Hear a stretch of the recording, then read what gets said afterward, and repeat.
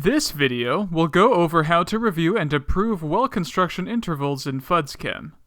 This data may be approved by a core geologist, your synectics point of contact, or someone else, depending on your district. For information on entering this data, please refer to our Well Construction Intervals Entry tutorial video, linked in the description. To review well construction interval data, go to Reports, Environmental Data, Geology Reports, Well Construction Interval Review, Excel format. Choose the project, the site, and the locations you want to review. Click View Report. This report can be exported to Excel for ease of review by clicking on the floppy disk icon. Compare the intervals listed in the report to the hard copy well construction diagram. As a general note, you should consider all entries to start at ground level and go up or down from there. A riser that goes from 0 to 2 indicates a riser that extends 2 feet out of the ground. A blank going from 0 to 10 would indicate a well casing that extends 10 feet below ground surface. Make sure there are no gaps in the well intervals or in the surrounding boring. For example, if the casing extends to 10 feet below ground surface, the screen should start at 10 feet. If the screen start was entered as 11 feet, then there would be a gap between 10 and 11 feet that needs to be accounted for. This can be easier to do in Excel, where you could reorder the rows and review the well components separately from the surrounding components to determine if there is a gap in either. Note that for consistency, the deepest part of the material surrounding the well, typically the filter pack or fill layer, should be the same as the depth listed in the location definition table. We go over how to enter this data in our Loading Locations to FUDSChem tutorial videos. These videos are linked in the description. The deepest part of the well, typically the screen or foot, should match the depth entered in the well completion information table. Note that cap should be used for a cap at the top of the well, whereas foot is used for an end cap or other such piece at the bottom of a well. For more information, please refer to our Well Completion Information Entry tutorial video, linked in the description. For this report, if you need to see what a valid value stands for, go to Reports, ADR and Submission Reports, Valid Value Lists. Choose Well Construction Interval as the data table. Choose the data type. In this case, we'll pick Class. Click View Report. You can see that FILPK stands for Filter Pack. Now that we've gone over some basics of the report, let's compare to our hard copy data. We'll do the inner casing first, and start at the top.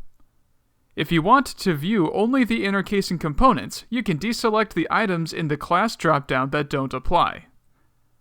We'll deselect everything besides our blank, screen, and riser. Our well sticks up from the ground, so that measurement is entered for our riser. In this case, we'll have to do a little math. The riser is 27 feet above sea level, but we need to enter our increments relative to ground surface. The ground elevation is 25 feet above sea level, so our riser is 2 feet above ground surface.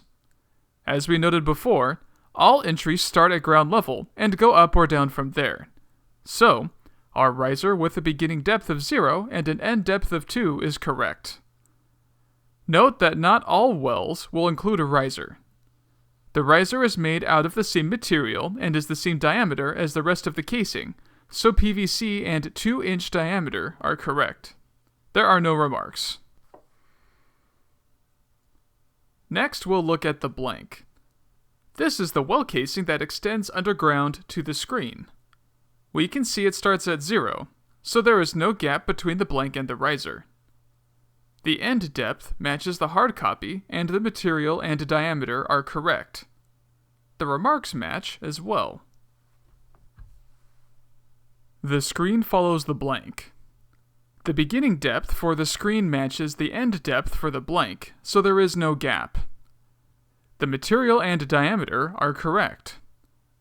The screen slot size and % open fields are only applicable to the screen.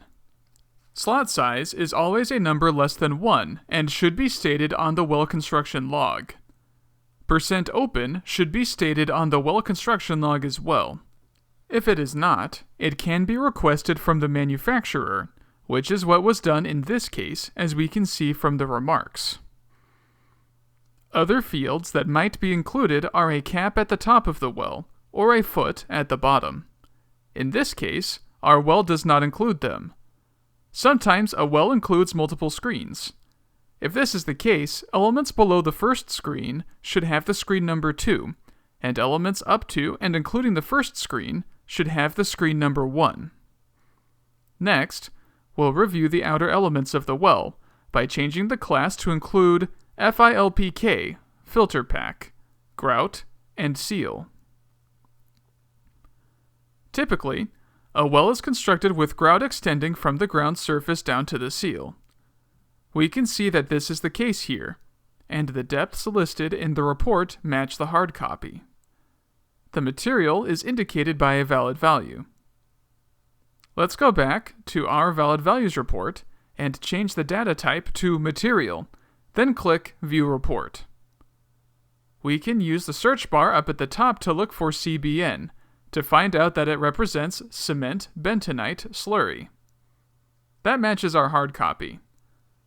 The report also includes more details on the compound in the remarks section. The seal is next. It matches our hard copy.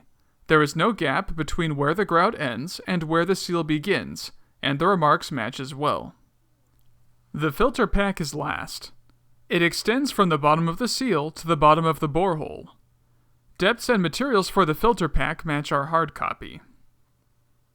Other fields that might be included are fill material, which includes backfill.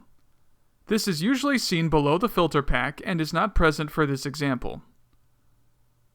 Normally, we would continue reviewing until all locations have been reviewed. For the sake of time, we'll close the report and continue on. Once your review is complete, go to Tools, Data Approval. Choose the project and select Well Construction Interval as the file type. As a note, you can click on the number of records to review the same report we just looked at. Accessing the report this way will automatically fill out the drop-downs for you. If the file needs to be backed out for edits, click the green back arrow. This will uncertify the file so it can be edited under Tools, Data Submission. Be sure to let the person who entered the data know what needs to be edited. If the file does not need any edits, click the notepad icon. A pop-up will allow you to optionally include a reason for approval. Click Approve File. Once approved, the data is available under Reports, Geology Reports, Well Construction Interval, Excel format. Don't forget to subscribe to the FUDSChem YouTube channel for more tutorial videos. All of the tutorials and playlists mentioned during this video are linked in the description below. Lastly, if you have questions or comments, feel free to contact us at fuds.support@synectics.net. Thank you.